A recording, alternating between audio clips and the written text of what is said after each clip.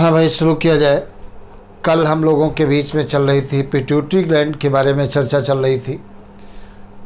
पिछली क्लास के बारे में आपने पढ़ा होगा और लेक्चर ज़रूर देखते रहें, क्योंकि आप देखोगे जितने भी चैप्टर मैंने पढ़ाए हैं नीट में बाहर से क्वेश्चन एक भी नहीं आएगा। सारे मेरे लेक्चर से ही क्वेश्चन आएंगे, इसलिए कंसंट्रेट होकर के पढ़ें। और अगर लेक्चर मेरे अच्छे लगते हैं तो सब्सक्राइब भी करें, लाइक करें, जिससे हमारा भी मनोबल आगे बढ़े। और तुमको मैंने बताया है YouTube में मेरा लेक्चर डालने का केवल एक उद्देश्य है कि हम अधिक से अधिक लोगों को अपनी बात पहुंचाएं। बहुत सारे कैंडिडेट ऐसे हैं जो इकोनॉमिकली कमज़ोर हैं लेकिन पढ़ने में अच्छे हैं। ऐसे लोगों को मौका मिल जाए मेरे लेक्चर पढ़ने का, और लेक्चर पढ़ करके वो आगे बढ़ जाए।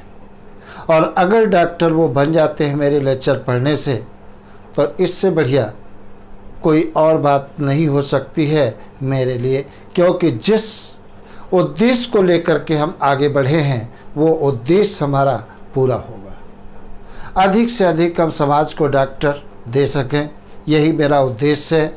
आप भी अधिक से अधिक लोगों को बताएं, जैसे वो पढ़ें और खुद बढ़ें और आगे बढ़ने को लोगों को प्रोत्साहित भी करें। इसमें आपका भी कल्याण होगा, क्योंकि ऊपर वाला हर चीज़ देखता है कि कौन क्या कर रहा है।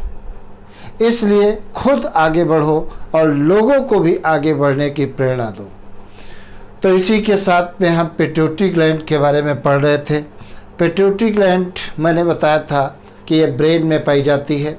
कभी कभी सीधा सीधा क्वेश्चन पूछ लिया जाता है कि पिट्यूटरी ग्लैंड कहाँ पर पाई जाती है, तो आपका आंसर है ब्रेन में पाई जाती है।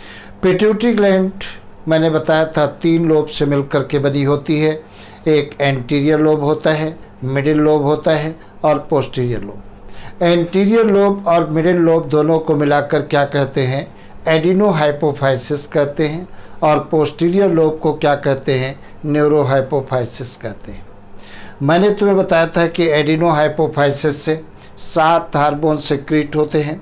7 हार्मोन कौन कौन से सिक्रीट होते हैं मैंने तुम्हें बताया था। एक ग्रोथ हार्मोन मैंने बताया था, पहला हार्मोन मैंने बताया था ये ग्रोथ हार्मोन। और ग्रोथ हार्मोन का ही दूसरा नाम मैंने क्या बताया था? सोमैटोट्रोपिक हार्मोन। मतलब ग्रोथ हार्मोन का ही दूसरा नाम सोमैटोट्रोपिक हार्मोन है। मैंने तुम्हें बताया था ये हार्मोन क्या काम करता है। ये नाम से ही लगता है ग्रोथ पर कंट्रोल करता है। मैंने तुम्हें ये भी बताया था ये सेल के अंदर DNA, RNA और कौन से RNA mRNA के फॉर्मेशन को बढ़ाता है, rRNA tRNA के नहीं। तो ये क्वेश्चन पूछा जा सकता है GH किस हार्मोन के फॉर्मेशन को बढ़ाता है?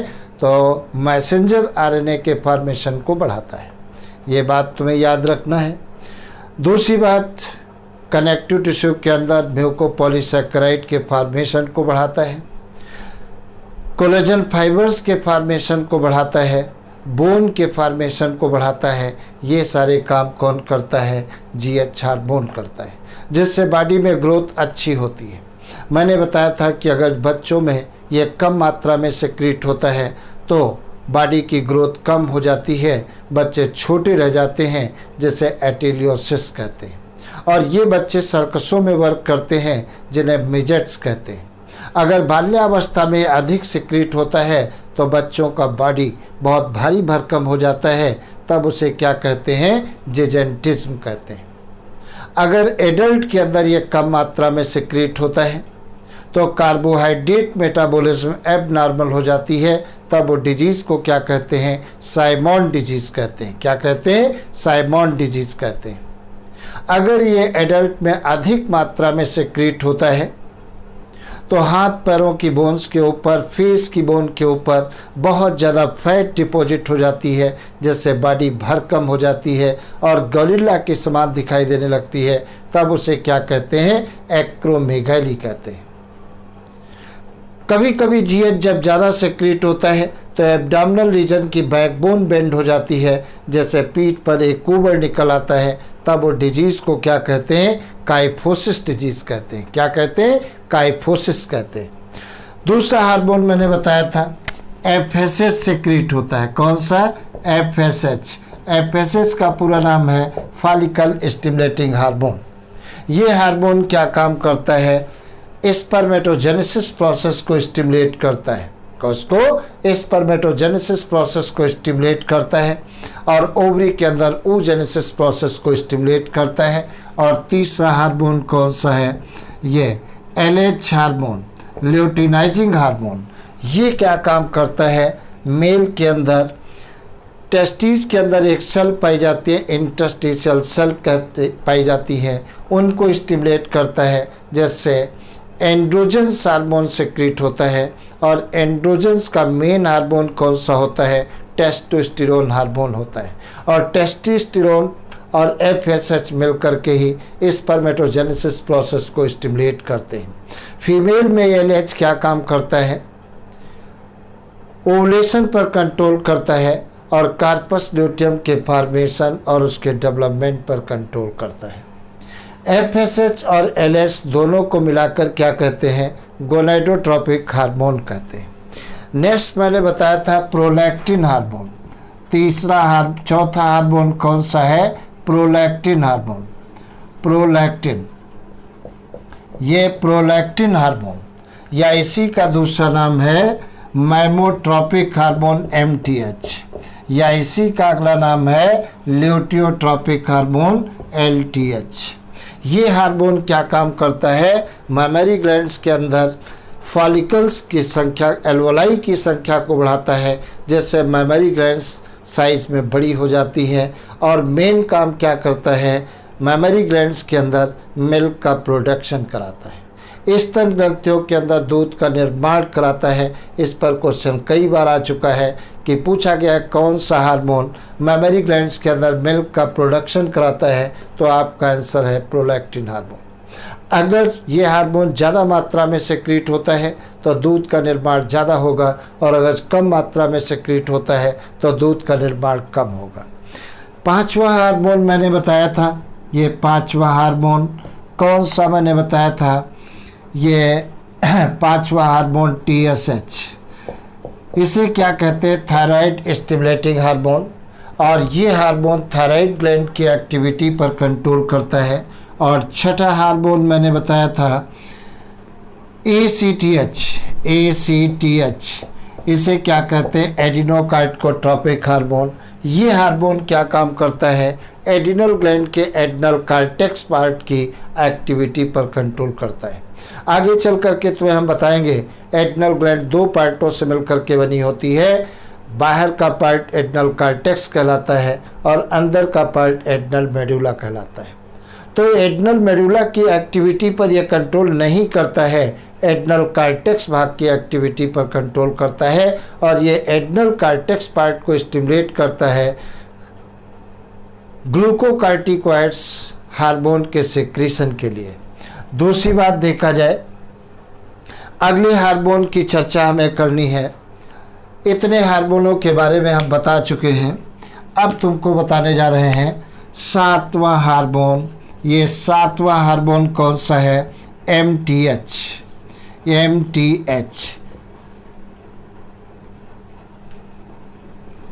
सातवां हार्मोन है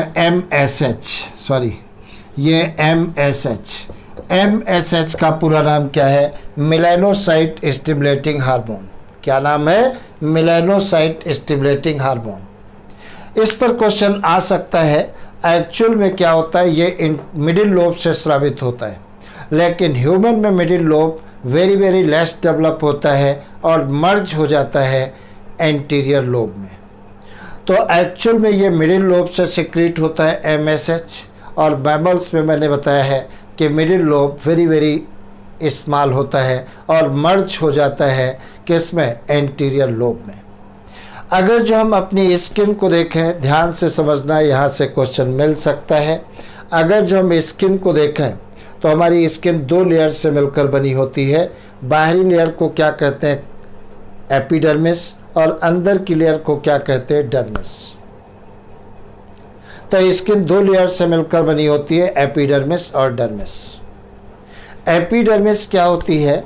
5 लेयर से मिलकर बनी होती है। एपिडर्मिस कितनी लेयर से मिलकर बनी होती है? 5।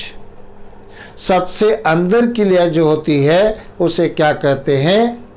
स्ट्रेटम माइलपीगी कहते हैं। क्या कहते हैं? स्ट्रेटम माइलपीगी कहते हैं। उसके बाहर कौन सी होगी? स्ट्रेटम स्पाइनोसम होती है। उसके बाहर कौन सी होगी? स्ट्रेटम ग्रेनुलोसम होती है। उसके बाहर कौन सी होती है? स्ट्रेटम ल्यूसीडियम होती है। और सबसे बाहर कौन सी लेयर होती है? स्ट्रेटम कार्नियम होती है। तो सबसे लेयर जो अंदर है स्ट्रेटम माइलपीगी, इसी को क्या कहते हैं? जर्मेटाइवम लेयर भी कहते हैं, क्योंकि इस लेयर की सेल लगातार माइटोटिक डिवीजन के द्वारा डिवाइड होती रहती है। मतलब स्ट्रेटम माइलपीगी की सेल्स में डिवीजन की पावर पाई जाती है। और स्ट्रेटम माइलपीगी की सेल के अंदर, ध्यान से सुनना, स्ट्रेटम माइलपीगी सेल के अंदर मेलानोसाइट सेल्स पाई जाती है। कौन सी सेल पाई जाती है? मेलानोसाइट सेल्स पाई जाती है। और मेलानोसाइट सेल्स के अंदर मेलानिन पिगमेंट का निर्माण होता है। मेलानोसाइट सेल्स के अंदर मेलानिन पिगमेंट का निर्माण होता है। ये बात तुम्हें याद रखना है। और ये MSH क्या काम करता है? मेलानोसाइट स्टिमुलेटिंग हार्मोन क्या करता है? मेलानोसाइट सेल्स को स्टिमुलेट करता है। मेलानोसाइट सेल्स को स्टिमुलेट करता है मेलानिन पिगमेंट के फॉर्मेशन के लिए। किसके? मेलानिन पिगमेंट के निर्माण के लिए। जब मेलानोसाइट सेल्स को ये स्टिमुलेट करेगा तो मेलानोसाइट सेल्स मेलानिन पिगमेंट के निर्माण को बढ़ा देंगी। और अगर मेलानिन पिगमेंट का निर्माण बढ़ जाएगा तो स्किन का कलर कैसा हो जाएगा? डार्क हो जाएगा। हमारी स्किन का कलर जो होता है वो मेलानिन पिगमेंट के कारण होता है। किसके कारण? मेलानिन पिगमेंट के कारण होता है। अगर मेलानिन पिगमेंट ज़्यादा बनेगा तो स्किन का कलर डार्क हो जाएगा। और अगर मेलानिन पिगमेंट कम बनेगा तो स्किन का कलर कैसा होगा? फेयर हो जाएगा। मतलब व्यक्ति गोरा हो जाएगा। हम रेप्टाइल्स वगैरह की बात करें या एम्फीबियंस की बात करते हैं, वहाँ पर मेलानोसाइट सेल्स को क्या कहते हैं? क्रोमैटोफोर सेल कहते हैं। और मेलानिन पिगमेंट को क्या कहते हैं? क्रोमैटोफोर पिगमेंट कहते हैं। तो वहाँ पर जो क्रोमैटोफोर सेल्स होती हैं, क्रोमैटोफोर पिगमेंट का निर्माण भी करती हैं।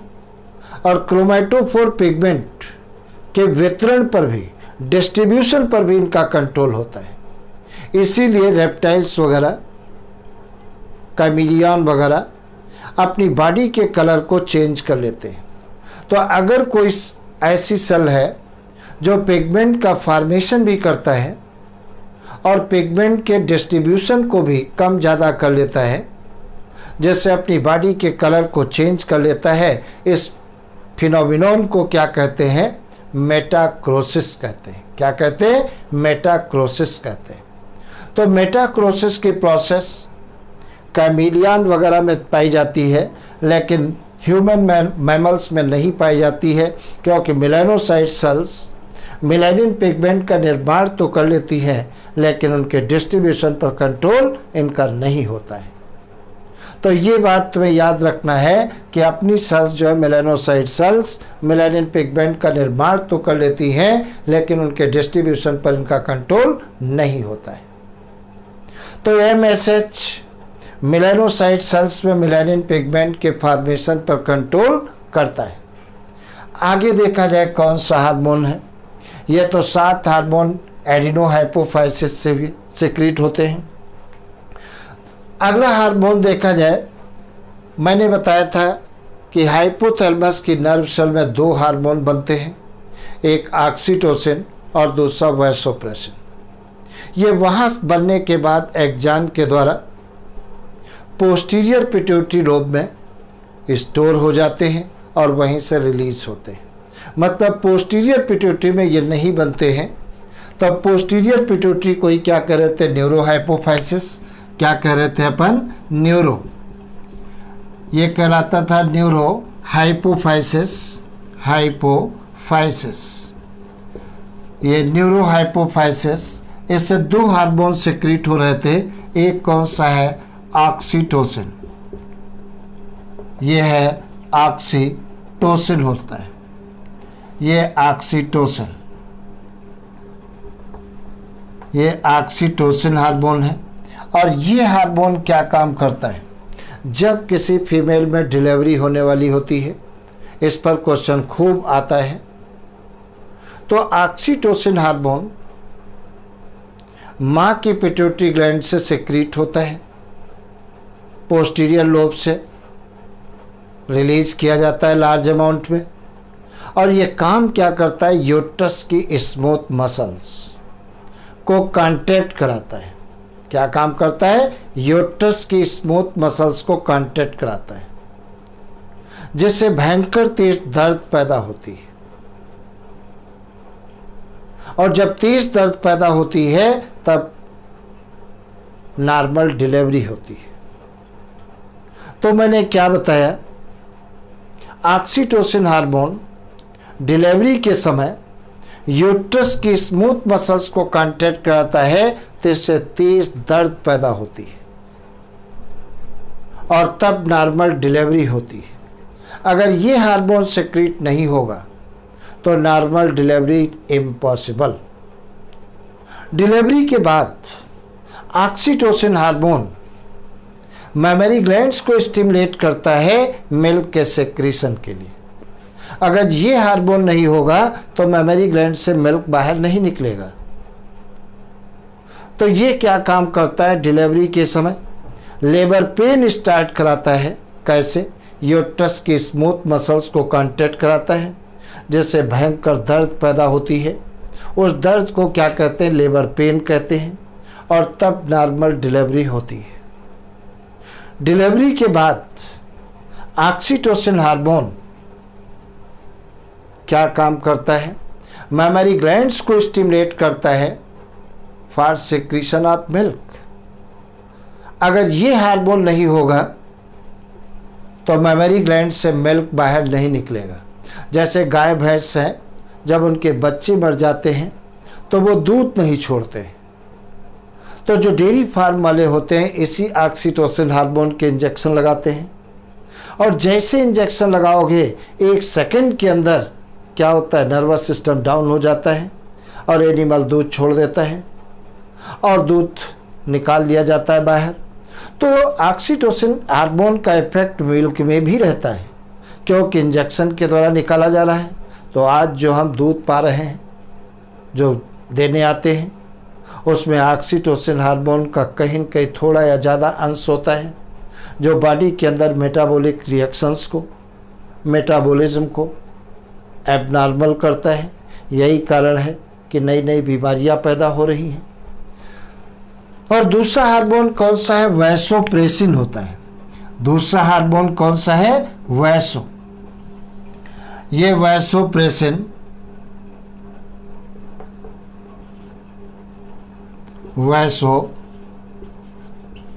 ये वैसोप्रेसिन होता है। अब वैसोप्रेसिन हार्मोन को ही क्या कहते हैं, एडीएच भी कहते हैं, या इसी का दूसरा नाम क्या है, एडीएच कहते हैं, एंटी डायूरेटिक हार्मोन कहते हैं। क्या कहते हैं, एंटी डायूरेटिक हार्मोन कहते हैं। इस पर भी क्वेश्चन कई बार आया है, ये हार्मोन क्या काम करता है। देखो, तुम्हें मालूम है यूरिन का प्रोडक्शन कहाँ पर होता है, यूरिनिफेरस ट्यूब्यूल्स में होता है, किडनी की। इस हार्मोन की प्रेजेंस में यूरिन से लार्ज अमाउंट में वाटर को एब्जॉर्ब कर लिया जाता है, जिससे यूरिन कंसंट्रेट हो जाता है और ब्लड डाइल्यूट हो जाता है। क्योंकि वाटर रीएब्जॉर्ब होकर के कहाँ मिलेगा, ब्लड में जाकर के मिलेगा। अगर ये हार्मोन कम मात्रा में सिक्रीट होता है तो यूरिन से वाटर का रीएब्जॉर्प्शन कम हो जाएगा और लार्ज अमाउंट में वाटर यूरिन के द्वारा बॉडी से बाहर निकाल दिया जाएगा। जब लार्ज अमाउंट में वाटर यूरिन के द्वारा बाहर निकलता है तब वो डिजीज़ को क्या कहते हैं, डायबिटीज़ इंसिपिडस कहते हैं। क्या कहते हैं, डायबिटीज़ इंसिपिडस कहते हैं। और यहीं पर तुम्हें याद रखना है, इंसुलिन हार्मोन की कमी से डायबिटीज़ मेलाइटिस होती है। डायबिटीज़ मेलाइटिस में क्या होता है, यूरिन के साथ शुगर बाहर निकलती है, और डायबिटीज़ इंसिपिडस में शुगर नहीं निकलती है, लार्ज अमाउंट में वाटर बाहर निकलता है। तो तुम्हें याद रखना है, वैसोप्रेसिन हार्मोन का इफेक्ट कहाँ पर पड़ता है, यूरिनिफेरस ट्यूब्यूल्स की डिस्टल कन्वोल्यूटेड ट्यूब्यूल्स और कलेक्टिंग ट्यूब्यूल्स पर इफेक्ट पड़ता है। तो डिस्टल कन्वोल्यूटेड ट्यूब्यूल्स और कलेक्टिंग ट्यूब्यूल्स में लार्ज अमाउंट में वाटर को रीअब्जॉर्ब कराता है, जिससे यूरिन कंसंट्रेट हो जाता है और ब्लड डाइल्यूट हो जाता है। और अगर वैसोप्रेसिन हार्मोन कम मात्रा में सिक्रीट होगा तो रीअब्जॉर्प्शन वाटर का कम हो जाएगा और लार्ज अमाउंट में वाटर यूरिन के द्वारा बॉडी से बाहर निकलेगा। तब वो डिजीज़ को क्या कहते हैं, डायबिटीज़ इंसिपिडस कहते हैं। तो diabetes insipidus disease cause due to hyposecretion of vasopressin hormone, but diabetes mellitus disease cause due to hyposecretion of insulin hormone. जब लार्ज अमाउंट में वाटर बाहर निकलेगा यूरिन के द्वारा तो बार बार आपको टॉयलेट जाना पड़ेगा, तब उसे क्या कहते हैं, पॉलीयूरिया कहते हैं। यूरिन के लिए बार बार जाना पड़ेगा तब उसे क्या कहते हैं, पॉलीडिप्सिया कहते हैं। क्या कहेंगे, पॉलीडिप्सिया कहते हैं। और बॉडी में वाटर की कमी हो जाती है तब उसे क्या कहते हैं, डिहाइड्रेशन कहते हैं। क्या कहते हैं, डिहाइड्रेशन कहते हैं। तो आज की सेवा इतनी, फिर उसके बाद कल बताएंगे, आगे पढ़ाएंगे। तो ये बहुत अच्छे से तुम्हें तैयार करना है।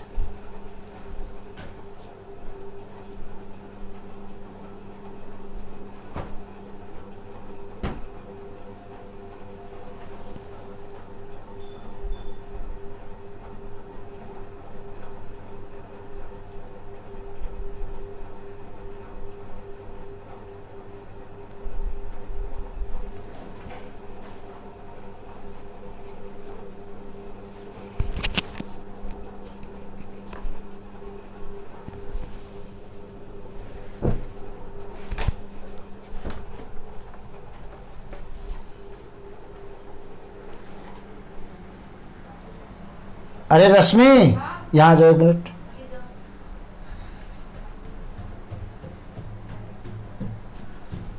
अच्छा तुम आए,